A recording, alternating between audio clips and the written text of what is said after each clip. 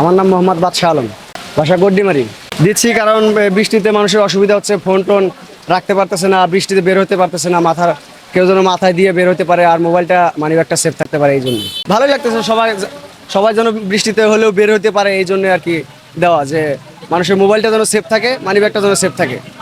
আজকে হলো 5 আগস্ট, ফ্যাসিবাদের পতনের উপলক্ষে আমরা আনন্দ মিছিল করার জন্য আসছি বাংলাদেশ জামাত ইসলামের পক্ষ থেকে।